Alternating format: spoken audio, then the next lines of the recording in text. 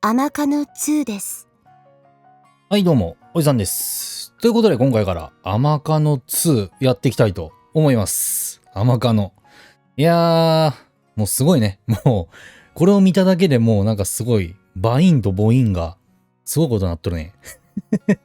結構人気なメーカーさんの、ここ最近になのかな、昔からまあ、名前は結構、売れとる。アザラシソフトなんかは結構有名なメーカーなんだけど、結構まあこんな、苦しいエロゲ業界の中で、まあちゃんと独自の路線をしっかりと築き上げて、根強いファンを獲得してきとる、使いやすくメーカーだするのがなってのが合理的です。あるんですけど、そこの、まあ名作と言われるものですね。もうシリーズも結構アマカノから始まって、なんかいろんなシリーズの派生がいっぱいあったりとか、このアマカノ2に関しても、本当はまあ例説としてなんかアマカノ1からやりたいなって気持ちがあったんだけど、まあ2に関しては一応2というナンバリングはあるんですけども、別に1を知らなきゃダメみたいな状況でもないし、2からでもできますよみたいな、ね、そこから新規1から継続してやっても OK だし、2でやっても、2から始めても OK だよみたいなのが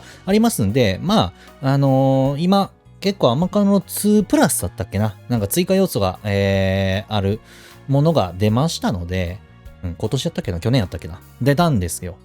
まあ、それの兼ね合いもありまして、せっかくだからアマカノ2の方やろうかなっていうのがあるわけですよ。で、これ一応ね、18禁のゲームだからさ、エロゲだからさ、まあいろんなね、エロゲらしい要素がありまして、さっきちょっと見せたんですけど、例えばそうだな、ここ、ヒロインの陰謀表示、するしない、あるんですよ。おじさんパイパン派なんでしないですし、あと、射精カウントダウンですね。やっぱエロゲたるもの抜いてなんぼみたいなものがありますから、絶頂のタイミングを合わせた吸ったもんだっていうのをしたい人もいるでしょうから、まあおじさんはしない派なんでね。で、このエッジシーンジャンプモードっていうのがありまして、今から行くぞっていう時にスキップするものなんですよ。まあ、ことの流れでするのも全然ありやし、後でね、まとめてドンって見たりとか、また別の機会をね、用意して見るみたいな、ね。ほら、家族がフラッと入ってくる環境だったりとか、だったら大変じゃないですか。ね。親フラ防止用にもね。だって、エッジシーンがなければ一応は、ちゃんとした、ね、全年齢っぽいアドベンチャーゲームになりますから。まあ、そういう配慮もありつつ。で、ヒロインの、お目目のハート表示ですね。まあ、そういうのもありまして、するしない。まあ、おじさんはする派ですね。ちょっと面白いんで。で、メパチ口パク。これはエモートだったっけなんかそういうなんか、静止画なんだけど、ちょっとした、テクスチャーやらなんやらの技術で動かすみたいなのがありまして、目パチパチさせたりとか、会話に合わせて口が動いたりっていうのがありまして、よりリアル感を、味わえるようなものになっております。これくらいは結構他のゲームでもあるんですけど、こちらもなんかすごいですね。左下。自動読み上げ機能ですね。なんか AI の自動音声みたいなやつ、AI じゃないか。AI ではないな。ごめんなさいね。自動音声読み上げみたいなやつで、主人公とか、あとト書きのボイスが入ってない部分をどうやら読み上げてくれるらしいんですよ。ほーんと思ってさ。これ、昨日見たのは初めてだったからさ、へーと思って。けど、やっぱこうやってゲーム実況やってるおじさんからしたらさ、この機能はいるのかってちょっと思うんだけど、今回ね、せっかくだから使ってみようかなってちょっと思うわけですよ。まあ、ずっとおじさんがね、読み上げてもしゃあないじゃないですか。別に楽しとるわけじゃないんですよ。ラッキー読まなくていいやっていうあれでもないですから、そこら辺はまあ気をつけてください。ここら辺ね、実はさ、もうちょっと一歩踏み込んだ配慮が欲しかったのね、個人的に言えば。主人公のセリフは無言。ただ、なんか、とがきみたいなのはあるじゃないですか。主人公が実際に言葉を発する。ね。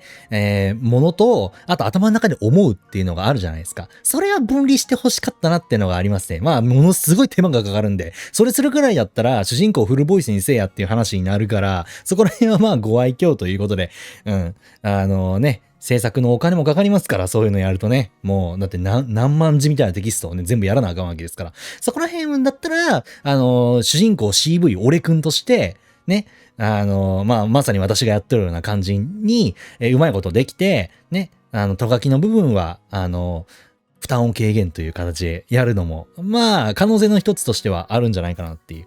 まあ、最近のその最新のゲームではどうなってるかわからんけど、最新のこのね、アーマカノではどうなってるかわからんけど、これが大体2000、いくつだったっけ ?2016 年とかだったっけな忘れた。どっか17年 ?20 年そんな前だったっけまあそこら辺ちょっとあれなんですけど、そんな感じの仕様になっております。なんで今回はね、ちょっと試してみようかなと思うわけですよ。なんか味がなかったら消しますんで。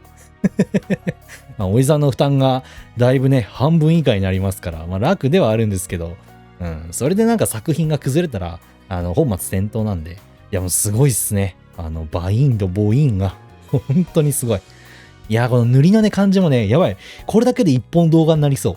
パート00にしようかな、今回。いや、本当にこのね、肌のこの、なんかグラデーションの塗りの感じとかさ、このキャラクターデザインのムチムチの感じとかさ、すごいなんかね、エロゲっていうね、いい感じのエロゲっていうのがね、あるわけですよ。このなんて言うんだろう、二次元でしかできないこの表現というかさ、この髪の毛のグラデーションもそうじゃないですか。黒とちょっと紫でインナーカラーのね、感じが入っとったりとか、いいのよ。すごいいい感じなのよ。エロゲらしいなーってのがありましてね。だからこそ楽しいんだよなーってのが思う次第ですよ。はい。そんなガチャガチャ言っとってもしゃあないですから、もう7分とか経ちましたよ。すいませんね。じゃあ始めていきましょう。それでは、お世話になります。あなたの名字を教えてください。はーん。名字わくら。あなたの名前を教えてください。和倉健一。なるほど。過去のエロゲで別の作品だったっけな。別のゲームやね。なんかその、名字と名前か、を呼んでくれるみたいなシステムがあったんだけど、多分それではないと思うから、普通に表記の名前だと思う。俺くん。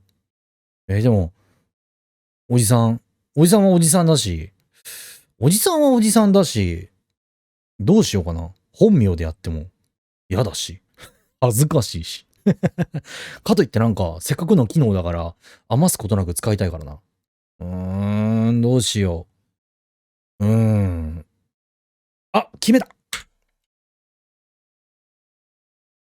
恋。やばい、予測変換がバレる。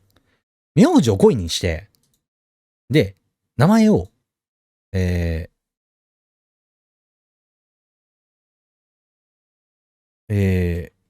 おじにすればいいんだ。恋おじさん。恋おじくんって言われたらあれだけどさ、おじくんって言われたらちょっと気まずくなるけど、あとおじって呼び捨てされたらちょっと大変なことになるけど、基本的にさん付けか。でも恋人になるんだったらさん付けはないよな。おじくんだよな。でもまあ、これしか方法がないからな。まあ、恋おじさんということにしましょう。恋おじということで。では行きましょう。恋おじさんでお間違いないですか？はい。いいな。我ながら面白い名前をつけてしまったな。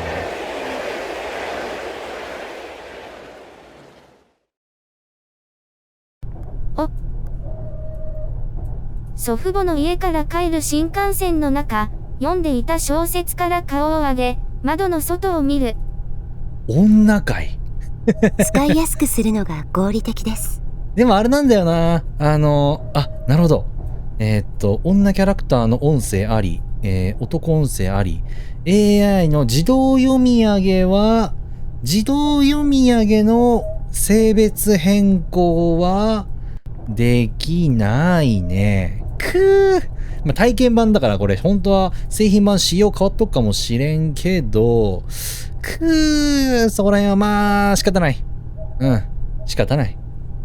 だって、そんな、男の声なんだから男の声にするに決まっとるやん。選択肢があればね。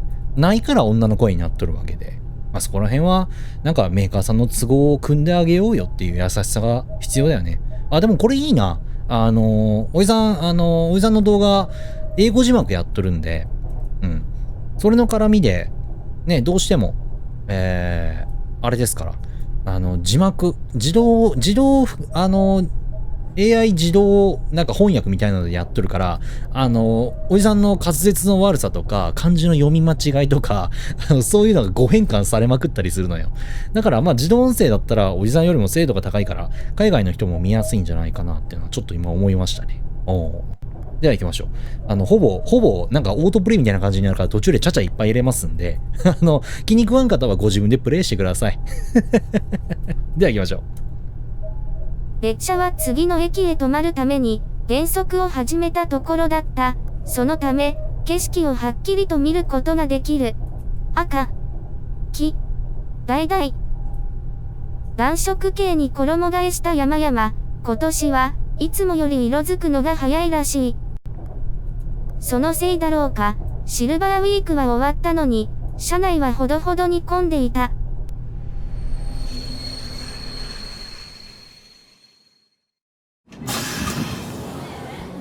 新幹線が止まると、新たに人が乗車してくる。降りるより、乗る人の方が多い。お？そんな中、同じ年頃ぐらいの少女が乗車してくる。大きなカートを引いてキョロキョロと席を探す。隣の席は空いていたから、なんとなく居住まいを正す。切符の番号と席の番号を見比べた少女は、予想通り俺の隣の席までやってくる。ここ、いいですか？どうぞ。おー。やっぱ主人公の言葉は、あれだったな。はい。荷物上に上げちゃい。少女がカートを持ち上げようとしたところで、新幹線が動き出し、軽くバランスを崩す。すぐバランスを取り戻したが、大きなカート、持ち上げるのは難儀しそうだ。上げますよ。横に倒しても大丈夫ですか？そんな。ちょっと声を使いやすくするのが問題ありません。音声ちょっとだけ下げるわ。これでいけるはず。アザラシソフトです。これキャラクターの個別音声やった。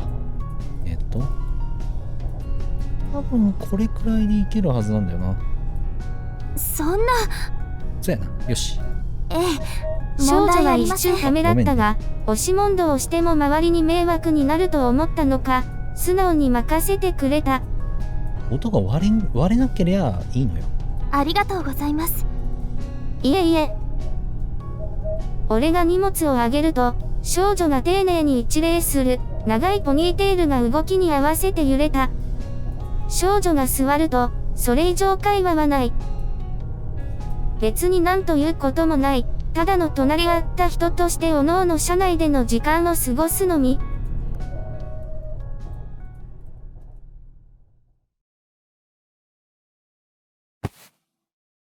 肩に重みを感じた。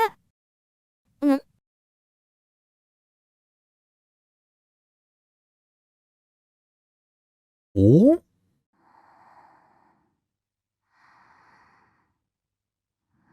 整った顔が近い。少女は完全に寝息を立てている。すげえ。こっからでもわかる爆乳。左側のこの布の伸び具合が。肩って上やろ？マウスカーソル消しとるからわからんか。すごいな。おー。おー、しかもめっちゃ可愛い。めっちゃ可愛い。いやなんか、こういうのって、なんかすごい余談だけどさ、なんか AI が人間の仕事を奪っていくっていうのはこういうところに余波があったりするのかな。なんかその男の読み上げがちゃんとしとったらさ、主人公 CV 俺くんじゃなくてもいいねか。なんか世知辛い世の中を感じるな。どうしよう。これだけしっかり寝ているのだから、疲れているのか。押しのけるのも悪い気がして、読んでいた小説に戻ることにする。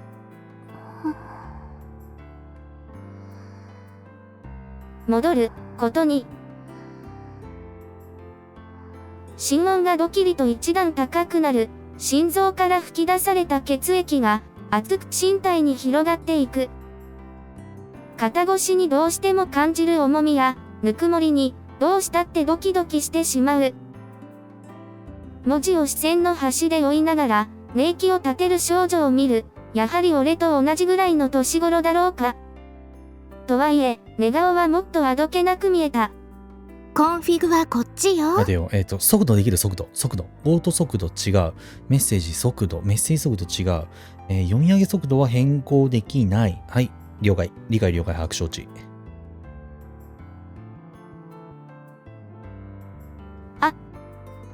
新幹線が減速を始める。もうすぐ次の駅へ着くのだろう。そのわずかな変化で、浅く目覚めたのか、少女がみじろぎする。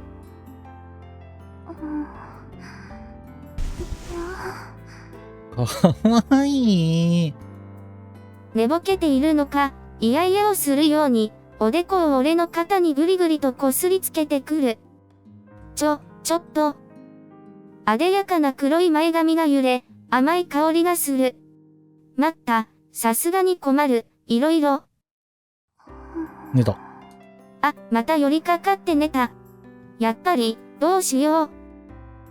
この状況はやはり問題が出てきそうだし、寄りかかる頭をせめて別の場所に移せれば。電車が止まった。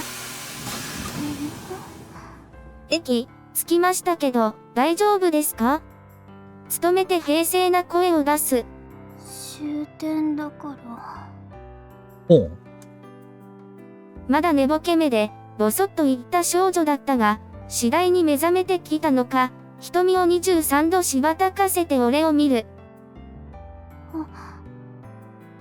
顔を見ていたと思われたくないので目をそらす。とはいえ、少女は肩に寄りかかったまま。ごめんなさい。慌てて少女が顔を起こすと口元を拭う。シェフ。失礼しました。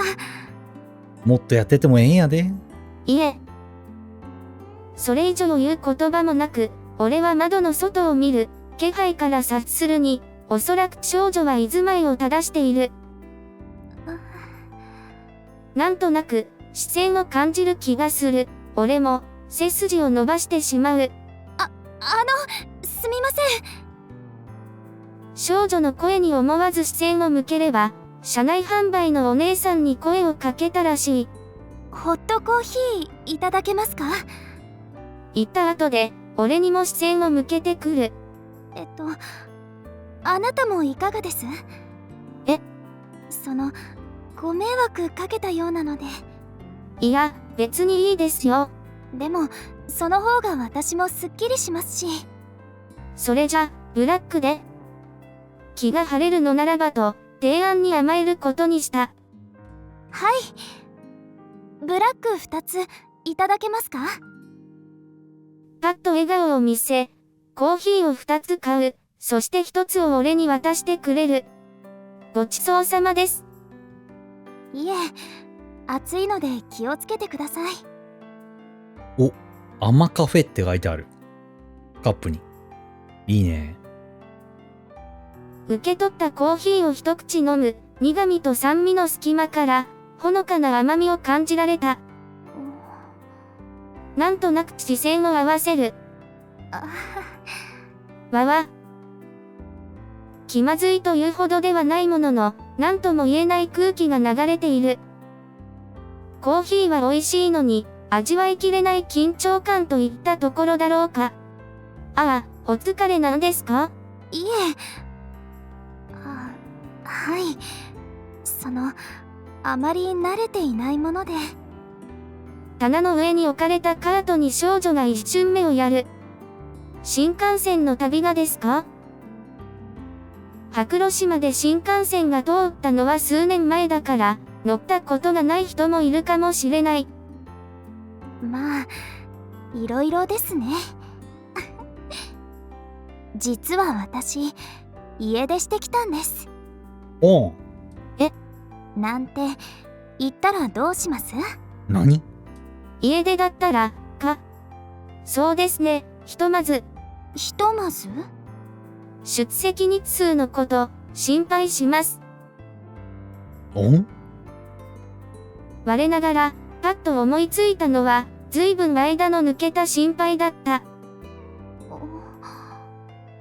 ほら、案の定ポカンとされた。あ、学校の出席日数ね。なるほど。同じ学生と見たか。そうですね。確かにその心配しちゃうかもしれませんね。いえ、俺は何を言ってるんだって感じです。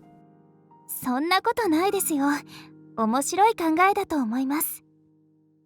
少女が伸ばしていた背筋から、小視力を抜く、ふんわりと秋の太陽に似た香りがした。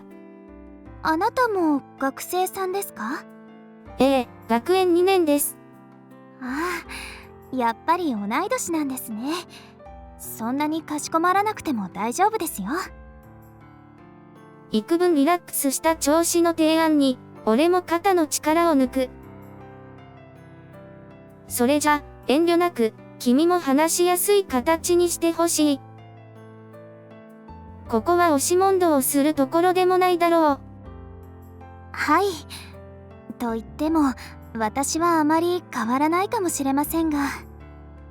どうやら丁寧な物腰はいつものことらしい。寝ている時はあどけなく見えた。でも、姿勢の良い今の姿は、育ちの良さのようなものが垣間見える。どちらまで行かれるのでしょうか？終点の白露島で、そこに住んでる。それじゃあ、降りるまでは一緒ですね。私は乗り換えて、もうちょっと行きます。そら、ずいぶん遠い家出だ。そうですね。一大決心して出てきましたから。彼女の言った家出を話題に使ってみたが乗ってくれた。一大決心ならいっそ遠出した方が良いわけだ。ええ、宝探しをしに行くんです。宝探し？なんじゃい。お宝狙っていざ行かん。そういうことです。清楚な雰囲気だが、そんないたずらっぽい表情もする。印象というのは存外当てにならないものだ。お宝見つかりそう？どうでしょう。そこへ行くのは初めてですし、家出も初めて尽くしですから。俺を、いやすぐ脇にある窓から遠くを見つめる。相変わらず紅葉の景色が流れている。でも、やり遂げたいな。冗談かもしれない。でも真に迫った言葉のようにも聞こえた。大丈夫。初めて尽くしの中で、初めての家出ができたわけだし、きっとやり遂げられる。そうですね。新幹線で隣の人と話すのも、その人にコーヒーをご馳走したのも初めてです。結構できるものですね。そのいろいろな、初めて、を、辛いとか嫌とか思ってなければ問題なし。かっこつけた物言いだという自覚はある。その証拠に、胸から突き上がる恥ずかしさで、頬が熱くなっていた。楽観的ですね。でも、少女は瞳を細め、嬉しそうに言ってくれる。ま、お宝探しを悲観的にやることもないと思う。はい。私、一歩前進できたんですね。うなずくと、また一口コーヒーを飲んだ。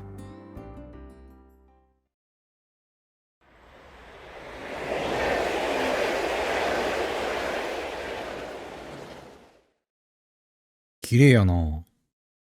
お、金沢駅じゃん。終点の白露市で降りて、二人で駅前まで歩く。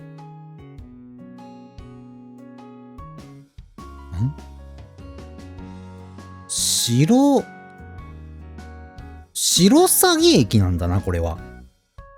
白鷺か。白鷺駅か。白鷺ステーションって書いてあるな、多分。なるほどね。自動音声くん頑張ってくれよ。おじさんでも漢字読めるんやから。金沢駅だ。だから主人公の名前和倉だったんだ。和倉温泉とかの和倉や。うん。おじさん隣の富山県に住んでるからそういうのがちょっと知っとるだけなんだけどさ。けど一応まあ架空の都市ではある、あれだから、なんか、うん。そういうもんさ。実際の舞台を扱うのって結構多いからね、背景とかで。へえ。まあ風景はいいからな。あっちらへん。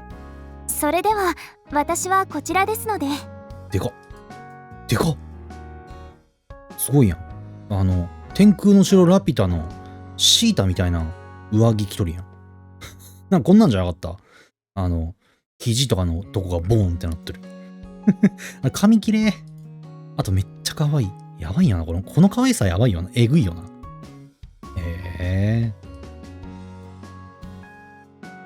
白露市からもうちょっと行く、と言っていたから、ここでお別れ。改札を出たってことは、私鉄なんだろう。気をつけて。ありがとうございます。それじゃ、また。自動音声頑張れ。またですか？名乗りはあってもいない。連絡先はもっと知らない。でも、このなんとなくの出会いに、また、と言ってしまった。まあ間違いなく会うやろうな。同じ学園の人間や言うとったし。次に会ったら、コーヒーのお礼もしないといけない。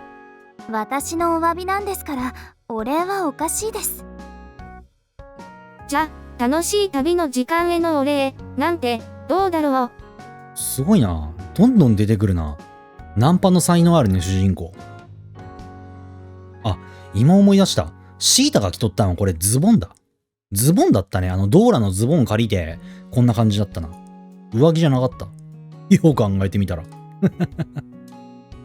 肩をすくめて、おどけてみせる。我ながら、今日は調子のいいことを言い過ぎだ。それでしたら、いただきます。次に会えた時に。かわいい。次に会えるとしたら、偶然しかない。でも、連絡先を聞くのはこの出会いに水を差す。聞けよ。お互い、そんな気持ちなんだろうか。また、会えるでしょうか。願えば、もしかしたらあるかも。願えばですか。曖昧なこと言うんですね。くすぐったそうに笑われる。でも、嫌な笑い方じゃない。でも、そういう曖昧さは悪くないと思います。彼女にとっても、このくらいの温度がちょうどいいんだろう。一期一会の相手とそのくらいの可能性を残して別れる。その楽しさを共感してくれてる。良い偶然の出会いだ。じゃあ、また。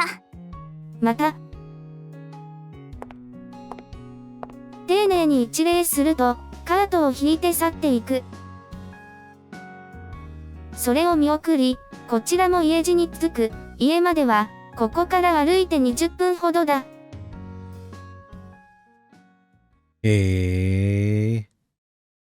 これどういう風に動画しようかな。川沿いに出ると、景色が変わり古い街並みが現れる。流れ茶屋街。自分の住む家がある通りだ。古くから茶屋街として映えている場所。ただし、我が家はのれんを下ろして家の維持管理を続けるのみ。我が家よりも、先に向かうのは、隣の紅柄格子が特徴的な店。ひころも亭。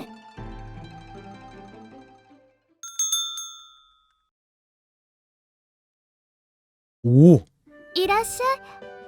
おかえりなさい。おほ。またすごいのが来たな。笑顔が可愛い。そしてでかい。何よりもでかい。リボンもでかい。ボタンもでかい。服もでかい。尻もでかい。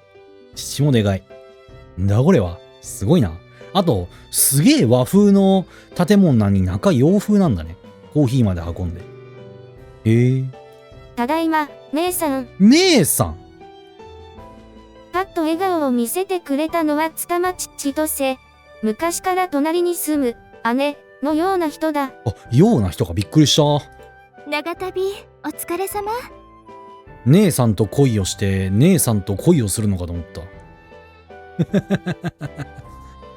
姉さん、昔そういうね、もうね、潰れちゃったメーカーが、余談が、なんかその別のエロゲの話すんなよっていうね、ご指摘はもっともなんだけどさ、もう畳んじゃったメーカーでね、過去にタイムスリップして、姉さんと大恋愛をするっていうね、ものすごいゲームがあるんだけどね、それがすげえ好きなんだけどね、メーカー潰れちゃったからプレイはできないんだよね、こういうところで。うん。アステリーズもやったっけな。うん。いやー、懐かしい、姉さん。それのなんかキャッチコピーがね、姉さんと恋をして、姉さんと、何やったっけな。なんか、姉さんと恋をして、姉さんと恋をしたみたいなやつなんよね。うろ覚えだけど。まあそんなことは置いといて。はい。千歳。ははい、お土産。ちょうどお客さんもいなかったので、紙袋にまとめたお土産を渡す。もしかして。ご希望だったお蕎麦と七味、こっちは俺からの土産で栗かのこ、みんなで食べて。長野でも行ってきたんかな。やったー、嬉しい。ちょっと、姉さん。姉さんが抱きついてくるのはいつものこと。これで抱きつく。いいかいいか。頭を撫でてくるのもいつものこと。これで撫でる。俺より背の低い姉は頭を撫でるために俺の頭を抱える。これで抱える。そうなると胸が顔に押し付けられてしまう。柔らかい上にほのかにミルクのような甘い香りが鼻孔をくすぐる。ミルク。慣れることができない感触にカッと身体が熱くなる。この年で姉に抱きしめられる、そんなの恥ずかしさしかない。姉さん、そろそろ話して。ごめんなさい。覚えてくれてたのが嬉しくて。姉さん無防備すぎませんか？自覚がないのかい姉さん。姉さん。そら、覚えてるよ。そうだよね。でも、あ、オープニングにとかパッケージというか表紙におったから姉さんも攻略対象なんだよな。この姉さんを攻略か。ゾクゾクするな。汗かいてる。ちょっと動かないで。こりゃあ抱きしめられたら。今日は暑いからね。取り出したミニタオルで俺の顔を拭いてくれる。自分でできるけど。いいな。お姉ちゃんに任せてね。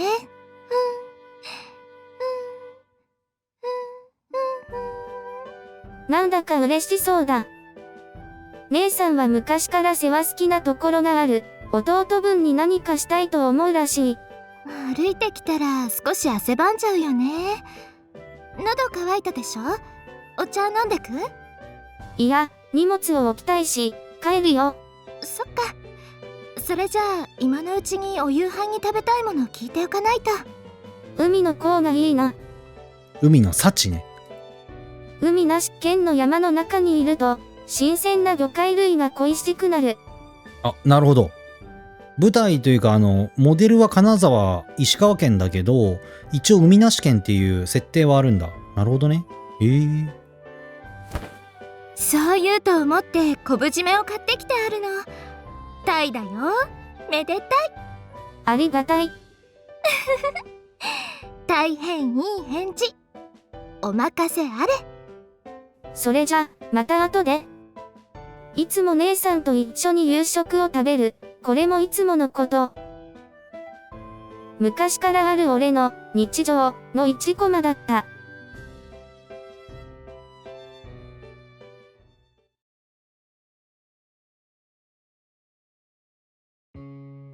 彦呂亭のおじさんとおばさんにも挨拶してから店を出て、隣の家へ。現在、両親は通勤が楽だから、という理由で駅の近くに住んでいる。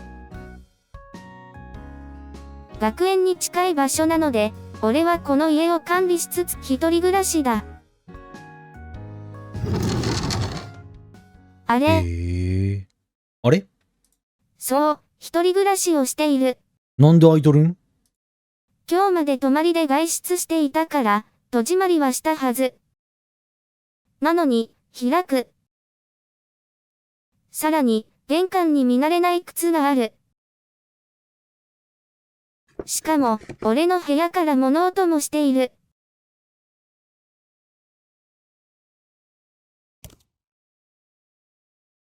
両親が久しぶりにこっちに来たのか、いや、この靴は明らかに違う。泥棒、いや、泥棒なら、きれいに靴を撫でておくか？誰か、いるのか？小さく深呼吸をして、気を落ち着ける。意を決して、自室の襖に手をかけ、開ける。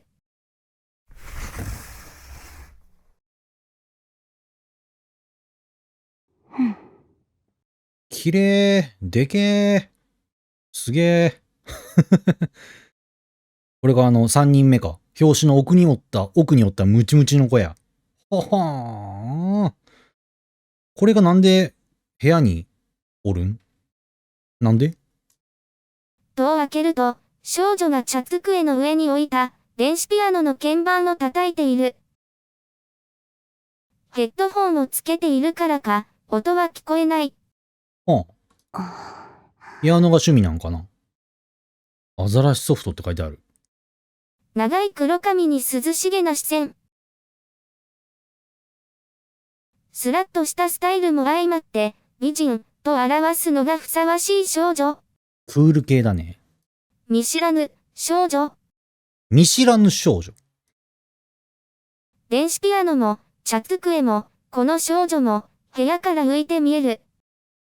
いや、浮いて見えて当然だ。俺の部屋に、初めて見る少女がいるんだから。どういう状況？少女が俺に気づいたらしい。ヘッドホンを取る。さらっと、あでやかな黒髪が揺れ、元の形に戻る。少女の瞳が俺を貫き、こんにちは。ことも投げに、一言、で、誰だ？誰だ？氷見山レイです。氷見山レイ。俺の動揺を気にした様子もなく、淡々と少女は言う。説明は十分とでも思ったのか、またヘッドホンをつけ、鍵盤を叩き始める。待てて、名前を言われたところで。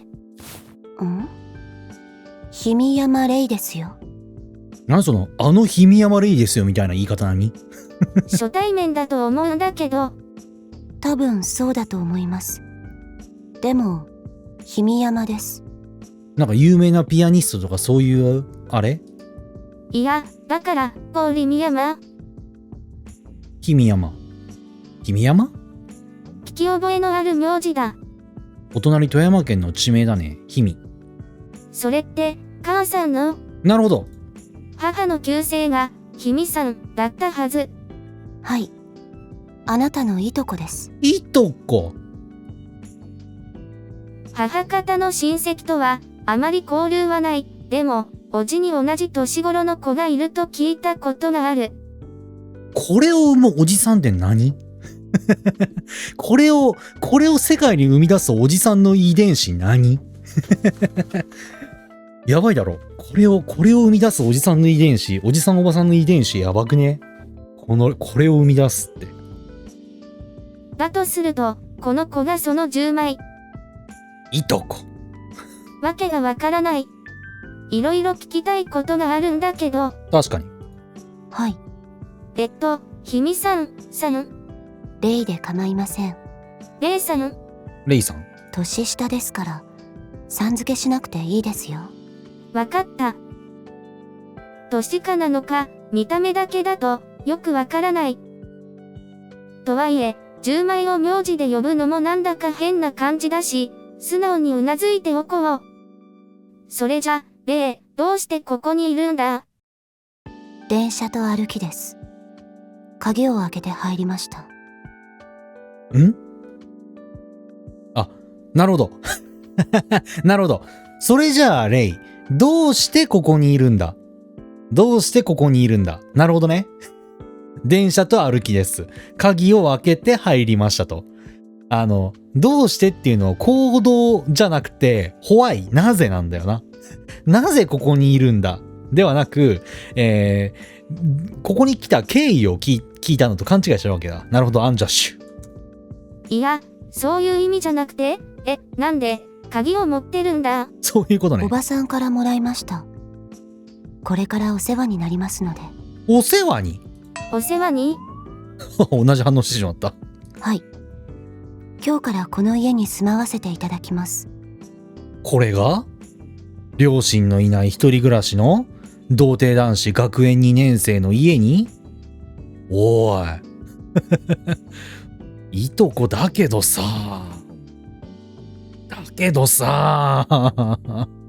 聞いてない。聞いてない。おばさんが伝えておくと話してましたが。首をかしげられる。俺も首をかしげたい。忘れてたんだな、母さん。息子を放任しているところからわかる通り、うちの父親も母親もやや適当なところがある。俺、一人暮らしなんだけど。知ってます。はい。それが何か、と言わんばかりだ。いや、いいの？ダメだったら来てません。確かに。そうか。どうやら、すべて了承済みらしい。でも、一つ屋根の下に、男と女が二人、そこに対して、何も思うところはないのか。そうだ。俺が考えすぎなのか、初対面とはいえ、よくわからない子だ。何にしろ、母さんに確認を取らないと。あれ、でもどうして俺の部屋に？確かに。おばさんにどこを使ってもいいと言われました。茶屋、だっただけに、部屋はそれなりにある。ほぼ倉庫になっている部屋もあるが、空き部屋だってある。ここ俺の部屋？ここは、居間、トイレ、洗面所、出入り口、すべてのアクセスがいいです。それに他の部屋は埃っぽくて、ハウスダストに弱いので避けたいです。そうか。他の部屋は掃除してないし、埃っぽいのは間違いない。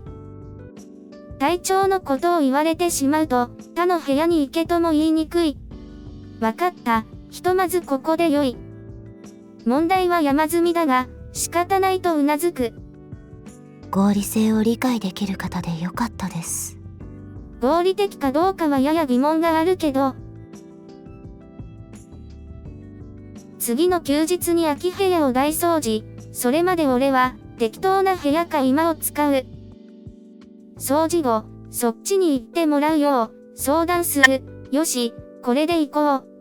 ちょっと連絡してくる。どうぞ。言うことは言ったということなのか、またヘッドホンを装着した彼女を尻目に居間へと向かう。